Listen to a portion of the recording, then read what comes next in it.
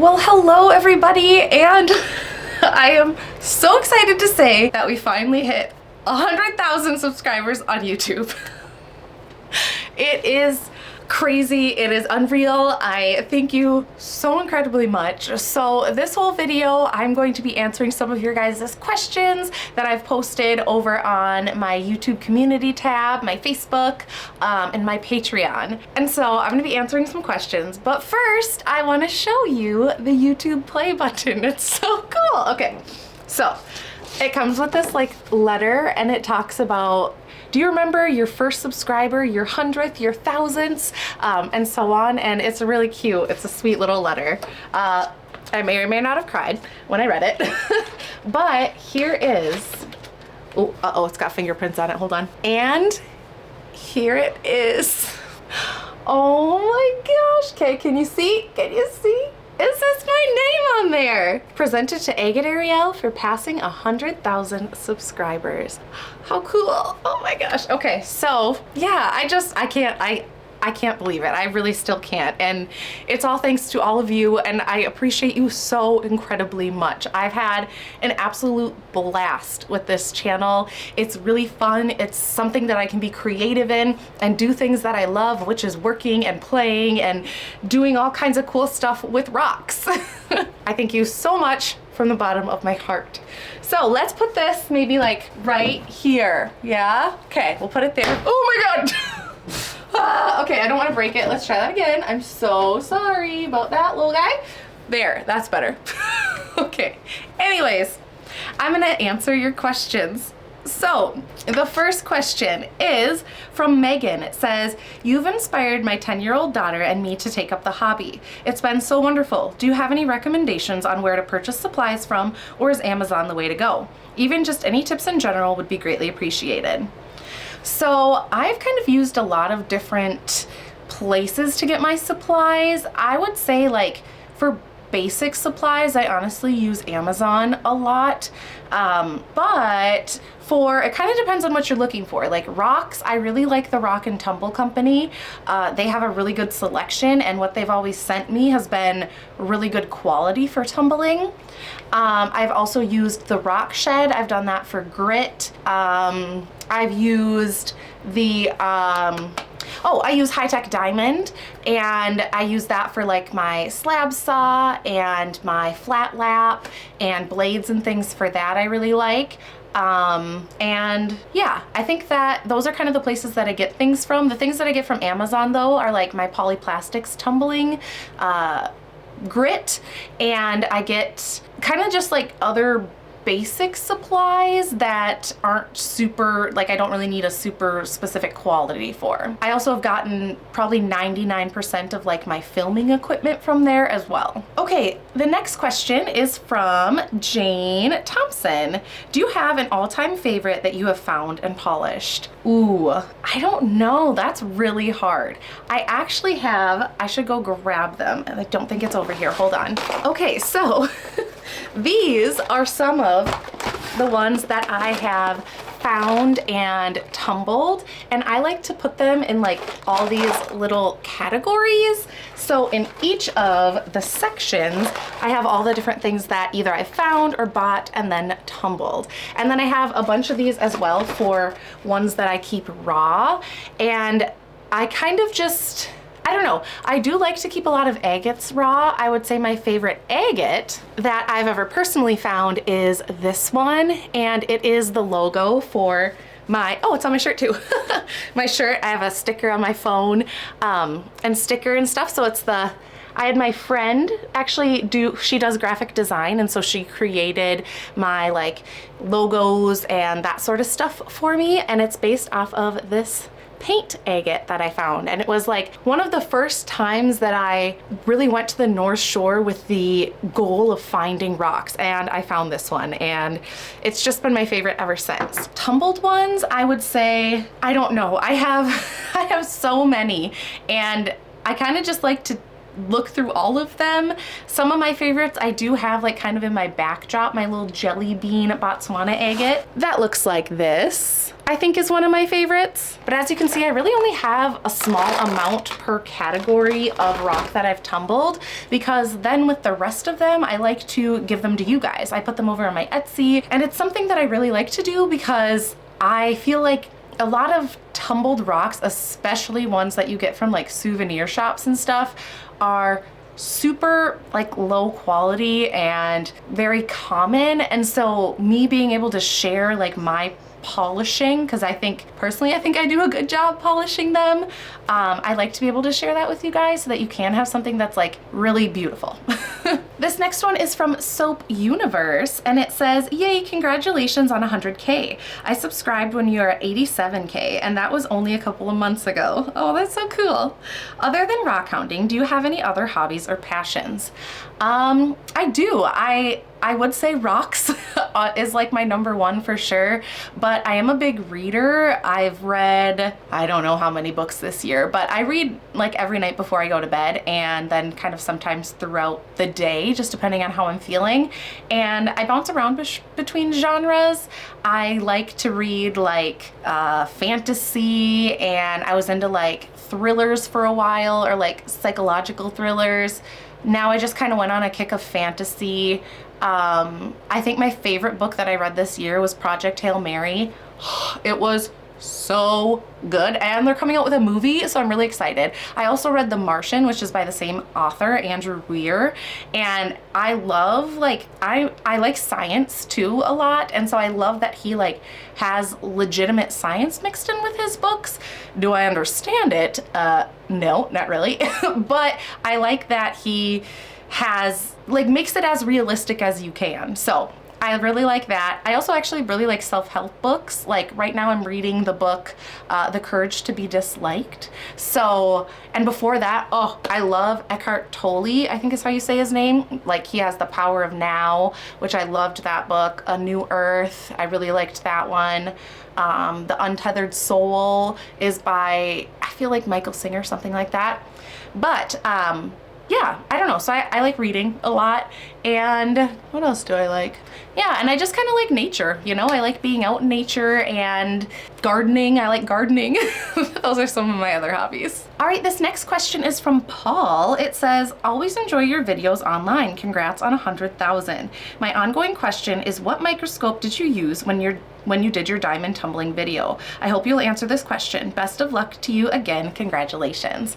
So the microscope that I used is actually right here. I'll show it to you. It is this. So I got this off of Amazon, and it should be linked under one of my tabs, probably like maybe I have a rock experiments tab, I can't remember, but this is what I used, and I actually really like this because it has this big screen. It also can connect to like a memory card, so that's how I was able to show you guys the footage. And yeah, it's this nice little stationary microscope, and you just plug it in. So that's the one that I used, and I really like it. The next question comes from Static 8950. How old are you? Where did you grow up? What nationalities are you? What is the largest LSA you have found? Do you hunt agates mostly on shore? Have you other interests you have studied? I love rockhounding, especially in gravel pits. So I kind of like to keep my personal life a little bit more personal, so I probably won't answer those first two questions, or three questions, but the largest Lake Superior agate that I've ever found was this guy, and I found it in this video here if you want to check it out. It was so cool, and I know honestly it's not really much to look at, but it's the biggest agate that I've ever found, and it was so fun. I had my family with me, and my son actually got to help me dig it out of a gravel road, by the way. It was in a gravel road. And like just a teeny tiny bit was showing, and I'm like, oh, there's an agate. So I was digging, and then I'm like, oh my gosh, it's still going. It's still going. And it took some time to get this out, but yep, this is the biggest agate, and I love it. And the next question you asked, do I hunt agates mostly on the shores? Honestly, that's kind of how I started. Like I really looked at like lakes and rivers and tried to find areas that had rocks. And I do still really love doing that, especially because the stones are already usually wet, which is so much easier to be able to see what you're getting when they're wet. So I do definitely still do that. But I've also been looking more into like gravel roads, honestly, and gravel pits. The problem with gravel pits is mainly that you don't get a lot of access to them. I think I've been denied access more times than I've been given access. So that kind of stinks. But there is one person that I kind of work with up north who has a really nice gravel pit, and he lets me use it kind of whenever I want. So I really like that. And that's honestly where I found probably my most amount of agates. And what other interests have I studied? I like to learn. I think like my favorite thing to do is to learn. And so honestly, learning about new things is really fun for me. So yeah, honestly, I like to learn about pretty much anything. All right, Kat has a question and says, are you going to rockhound in other states or countries? I think you should take a trip to Oregon or Washington for agates. What state would you love to rockhound in?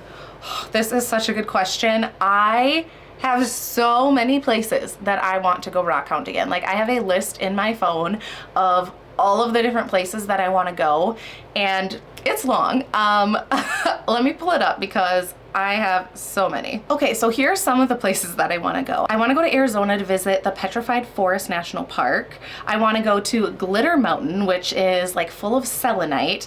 I want to go to the Painted Desert, to Oregon, to the Craters of Diamonds in Arkansas, and so on and so on and so on. I mean, like it's a long list, but there are so many places that I want to go to, and I do think that I will get there. I have 2 young kids right now at home, and so it's kind of hard. I don't like to leave them for a long period of time, so probably when they get a little bit older and can travel more with me, I think that that's something that I really am going to focus on in the future. Motv Games says, thank you for all your fabulous content. Besides rockhounding, do you like living in Minnesota? I do like living in Minnesota. I always say that like my favorite season is the season that's coming next. So like right now we're in summer, so I'm really excited for fall. And honestly, thinking about that, it's probably not like the best mindset because I should be happy in the moment that I'm in. But I like that we have 4 seasons. Could winter be shorter? 100%. I don't like having really long cold winters, but I do like all of the seasons. So I really like Minnesota, and I feel like it's really, there's a lot of variety here compared to some other states. So I love Minnesota. Danielle Balach says, congratulations. Do your kids love rockhounding? How long have you been rockhounding? If you could go anywhere to rockhound, where would you go? What's your craziest rockhounding experience? Do you have pets? Yes, my kids, I mean, like seeing their mom just look for rocks everywhere. Like we walk into a Chili's and I'm like, hold on. Just let me look on the ground a little bit, okay? Hold on. Like they see me looking for rocks everywhere, and so they like love it too. Like my son, he has like his own rock collection, and it's so cute, you know, because he just picks up the random shiny ones, and I'm like, I love it. So yes, they really like it. I've been rock hounding probably like 5 years. I mean, it's not really been that long, other than I've been doing it like when I was a kid, but I think like being actually like dedicated to doing it, I would say like, yeah, 4 or 5 years. Basically when I started this channel, my very first video rockhounding was one of my very first rockhounding trips. And then, like I said, if I could go anywhere, I have a lot of places that I want to go rockhounding, and I do plan on going in the future. I would say my craziest rockhounding experience probably has to do with like animals that have scared me. I remember this one time I was being really quiet and just kind of looking for my rocks in my zone, and I'm pretty sure it was a coyote. I'm not 100% sure, but I'm pretty sure. Either that or it was a wild dog that like looked like a coyote, but I like heard this rustling in the bushes, and I like looked up, and right as I looked up, it was like looking at me, and then it ran away, and it freaked me out because like obviously. And so that was kind of a crazy time. But it probably has to do with like animals. I also had like a deer cross in front of me, which that one was kind of cool. Like I just paused and I was like, oh my gosh, it's right there. And it just, boop, boop, boop, boop. It like noticed me, but it also like didn't, like it didn't care, kind of. I don't know, it was really cool. And then it just like, doop, and then did its own thing and walked away. So that was pretty cool too. And do I have any pets? I do. I have 2 dogs and a cat, and my dog is actually asleep on the floor right here. Let's see. There he is. Oh, he's so cute, a puppy. Hi. What are you doing? But yes, I do have pets. And I just forgot that this thing wasn't on. It's supposed to be, can anyone guess what this is? It's a light bright, and I always forget to turn it on, but I think, there we go. But I think it's cool. It was my attempt at making an agate on a light bright. So just thought that was cool, but I always forget to turn it on. So if you ever notice my videos and it's actually turned on, give me a quiet round of applause, okay? Okay. Anyways, next question. This next one is from Sarah Thomas, and it says, I've been enjoying your videos since you had about 9K subscribers. Oh my gosh, an OG, I love it. Thanks for keeping it so much fun. What's the scariest experience you've had related to your rock hobby? Scariest experience? I would... Okay, there's like scary funny and then like scary scary. So scary funny was probably the time that Rachel and I went out and rockhounded at midnight, because your girl's a little afraid of bugs. Kind of doesn't bode well with this hobby, but usually I'm okay, right? Like as long as nothing's crawling on me or like coming at me, I'm good. But when it was night and we had UV lights, which I did not realize attracts bugs, they like swarmed me. You can watch it right here. It was really funny, like looking back at the footage, I was genuinely like terrified, but watching the footage back, I like still laugh, and it's probably still one of my favorite videos just because it's a lot. It was a lot, but it was a lot of fun too. And then I would say for like scary was probably the first time that I was using my slab saw and like the rock kind of slipped and my thumb hit the blade. Now I know, and I've seen other people touch their blades before. It's a grinding blade. It's not going to cut you unless I like held my finger to it, but like still that moment of like the rock slipping or cracking and then like my finger hitting it for a second, it was like, you know, you get that feeling in your body where it's like, woof, and I like, my heart was racing and I had to like, okay, breathe, calm down, it's okay, you know? But ever since then, I think I've been like less worried about it because I'm like, okay, I know other people have touched it, touched the blade before, and like, I just touched it and it's okay. And now like, I can even like go back and forth on my finger like this and it doesn't scare me. Which is also why it's really important, if you ever want to cut rocks open, do not use like the hooky saws. I don't know what they're called, but you know the ones with like the hooky, like for cutting wood, don't use that. You have to use a grinding blade because rocks can be unpredictable and you really don't want to lose a finger for rock. You know, I like rocks, but I think I like my fingers more. The Manderface said, oh, congrats, when did you start collecting? And at what point did you have to start selling?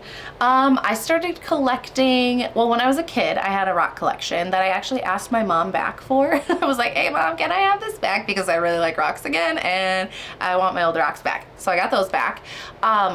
But since then, it was just since I started my channel, so like 4 years ago, I started like really collecting rocks. And like when you first get started, you're picking up like all kinds of stuff. I didn't know what half the stuff that I was picking up even was, but I'm like, this looks cool, I like it.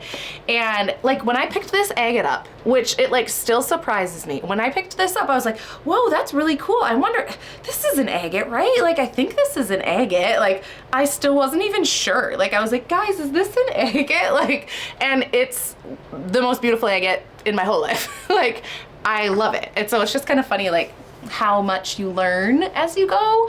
But yeah, so I started collecting then, and as you can see, like my little containers is kind of what I've limited myself to. So like this one is tumbled ocean jasper. So if I tumble more tumbled ocean jasper, I have to be able to fit it within this container. And if I can't, I have to go through all of these and take them out and then like pick my tops and put them in here. And then the rest I sell or I give away to friends, or yeah, usually that's what I do. And the reason I do that is because I like having these rocks, but like they kind of do just sit in containers. And so if I can give them to somebody else who's also going to enjoy them, I find like more value in that. And then of course I keep some like kind of on display. I obviously like to do that too, but I realized that if I was gonna collect all of the rocks that I found, it's just not possible. My house would be covered in rocks, which cool, but also, you know, I also need to live in my house. So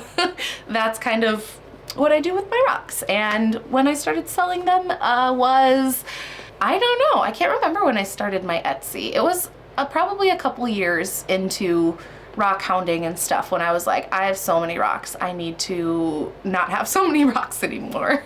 Absurd Nerd said, I live in another state and region. I'm always peeking at the landscape, rounded gravel around the area. Yes, that honestly, okay, another great place to find rocks is landscape rocks.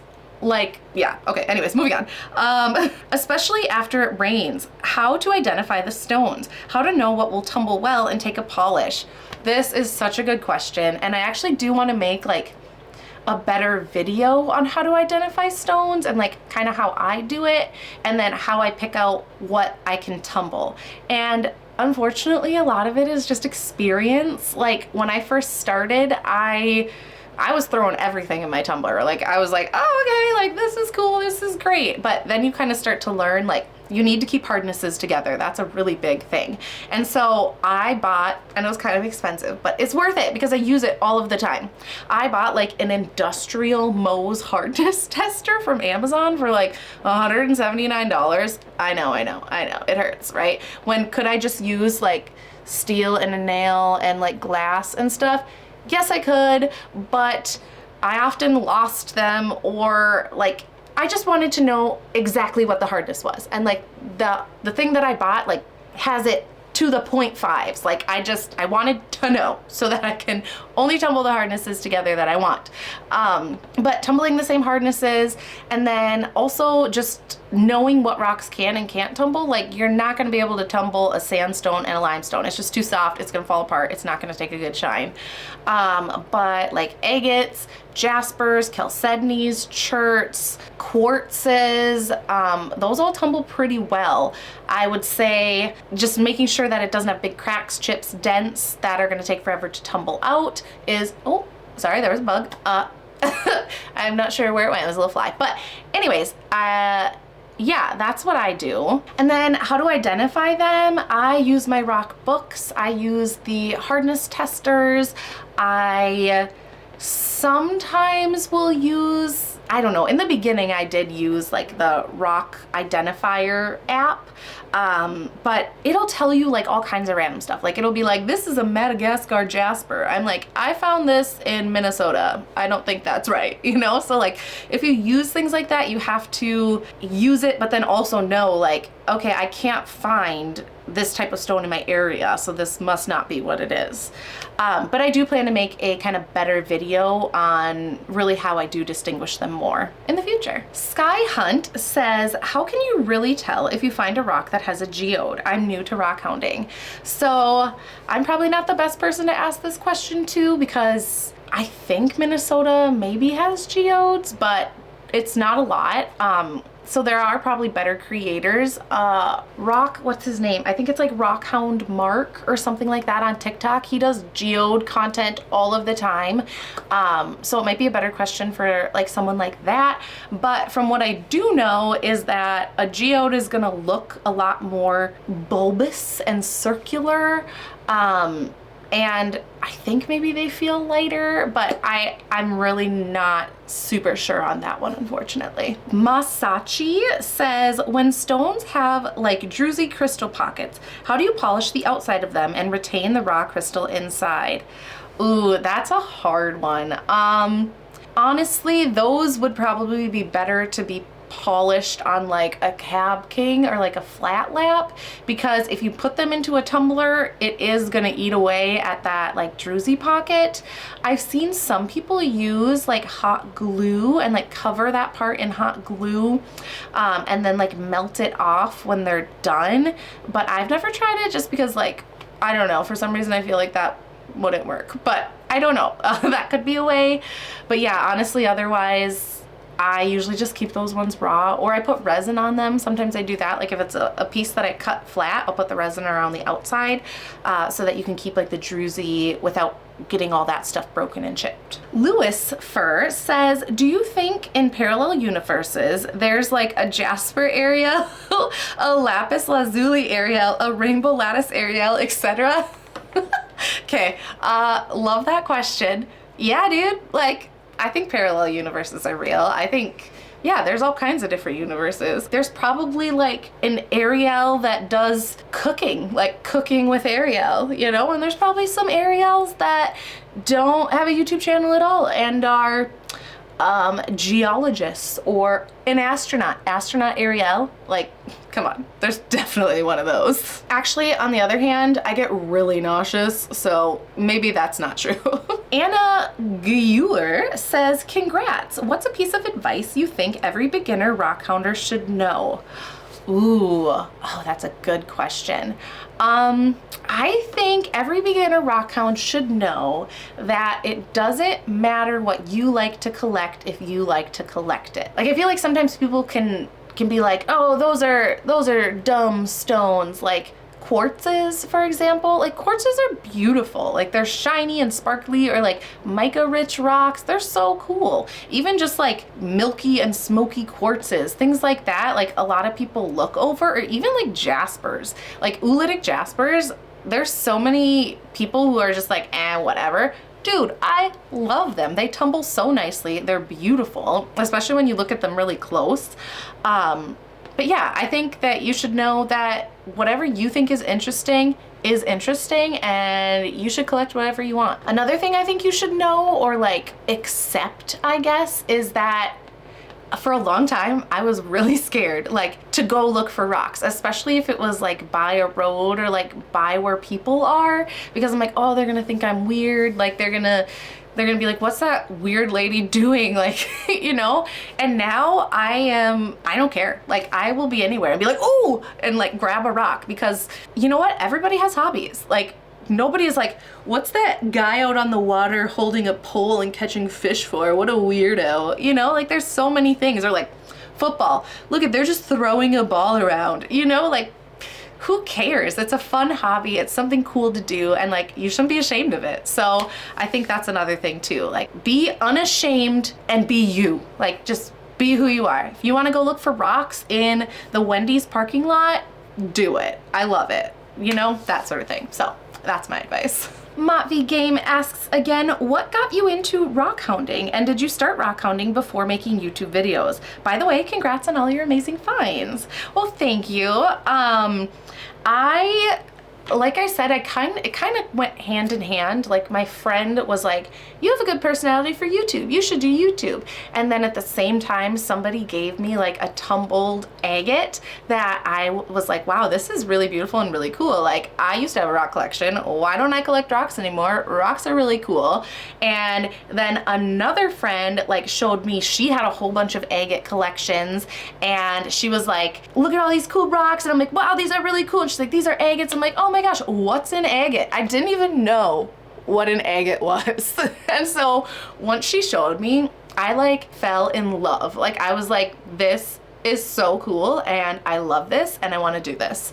And so it kind of all happened at once. I definitely went out a few times before I like started filming it, because again, I had that like anxiety of like, oh, I'm gonna start a channel, and like, that's so embarrassing, and like, people are gonna judge me, and you know, like, I I'm glad that I'm over that, and I hope that people like you, if you want to start a YouTube channel, do it. If you want to go look for rocks, do it. If you love purple hair, dye your hair purple. Like, we are only on this planet one time, and we are the tiniest, littlest thing in this whole universe. And so if you want to do something that makes you happy, that doesn't hurt anybody, doesn't hurt any animals, you know, obviously that's something that's not going to affect other people in a negative way, then I think you should do it. So did I get sidetracked? I forgot the question. Oh yeah, I kind of answered it, right? Sorry, I'm like really passionate about this right now. Fengan Lee says, hi, here are my questions. If you could turn any gemstone into a pet, which one would you choose and what would you name it? Oh my gosh, I don't know. That's a good one. I think Rocky, my rock, I would turn into a real rock pet because he's cool. I'll show you Rocky. Okay, here's Rocky. And he's got these little amethyst arms that are not attached to him, but I feel like they look like little arms, so I put them by him. But yeah, I would turn him into a real pet because I think he's really cute. Number 2, what's the most chaotic or unexpected thing that has ever happened when you were out rock hounding? So like I said, I mean, nothing super crazy, but yeah, like when I ran into that coyote, that was pretty freaky and chaotic and unexpected, I guess. Or like when I did the bug one, the midnight one, those, yeah, that was very unexpected because I was like, oh, there'll be like a couple bugs, but it was thousands. What is one rock you dream of finding but haven't yet? Your ultimate crystal bucket list. Oh my gosh, I really want to find an agate that is a geode that has amethyst in the middle. Like druzy amethyst. I am desperate to find one of those, and I know it would be very difficult, but I think that's my goal. And like, I found some agates that have amethyst in it, but it's like, you're like, is this amethyst? It's really hard to tell. Like, I want one that you're like, oh my gosh, this is an agate, it's geode, it's got amethyst, chef's kiss. I would love to find that. Have you ever listened to music through earbuds or your phone while rock hounding? Honestly, no. I really like going out in nature and just, I don't know, it's kind of like a zen time for me. Like, it's almost like a meditation. Like, a lot of the times I'm filming too, so like I don't want to be listening to anything, but I really like getting like lost in the nature sounds, and I feel like it's one of the times in my life that I'm not connected to technology in that way, you know. Like, I feel like a lot of times I need like that constant stimulus. Like, I want music playing in the background or a podcast playing in the background when I clean the house or make dinner or something like that. But like, rock hounding is something that it's kind of like sacred to me. Like, I just want to do that, and I forget everything else. Pepper Cat says, what's your favorite rock in your collection? So as you know, it is this one. Like I said, I think it's just, it has like a very significant memory for me. The very first agate that I didn't even realize was an agate, or like wasn't sure it was an agate, that I found is this one, and so this one is definitely the most special to me. Pepgrin Plants says, do you ever have plans for content or just for yourself to travel to other places in the US or world for rock hounding? It would be so cool to see you looking for opal in Nevada or fire agates in Arizona. Okay, adding those to the list, thank you very much. Yes, I want to so bad, like so bad. I have, like I said, a huge list of places that I want to go, and I know that I will go in the future. Lewis Fur said, what type of rock do you think Dwayne the Rock Johnson is? You know what's kind of funny about that is, like, they're on TikTok, there's something called Rock Talk. Like, you do like hashtag Rock Talk.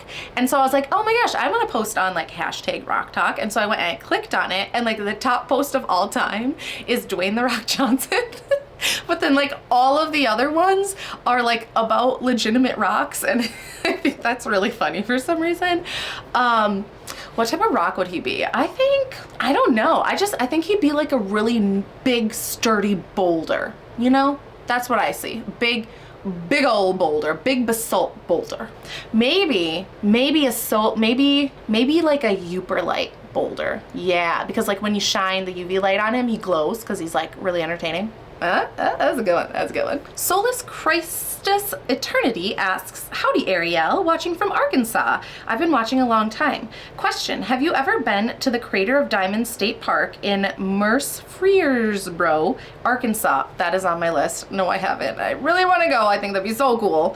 The park is a 37-acre field on the surface of an eroded volcanic crater. It's the only public access diamond mine in the world. Wow, I didn't know that. Where you can dig for real diamonds from the original volcanic source. That is so cool. Oh, I want to go there. There's so many places I want to go. There are rocks, minerals, and gemstones, and you can keep any rocks or minerals you find, including the diamonds. There's plenty of agate too. I encourage you to check it out on the web. Thank you for all the cool stuff you show us. Well, of course, and yes, I do have plans to go there. I will. I want to so bad. And if I want to do something, if you put your mind to it, you can do it. So I'm gonna do it. Molly Britt asks, what's my favorite song? Oh boy. That's hard. I don't know. Like right now, I don't know. I like listen. I mean, I'm kind of just like a pop person. I like to listen to just popular music. But I throw a little country in there. I throw a little rap in there. I guess not really like old rap, like Eminem, classics. But yeah, I don't know. I don't know if I have like a favorite song. It depends on my mood. Like if I'm in like a happy mood, then I like to listen to more happy sounds or happy songs. And if I'm sad, then I like to listen to sad music.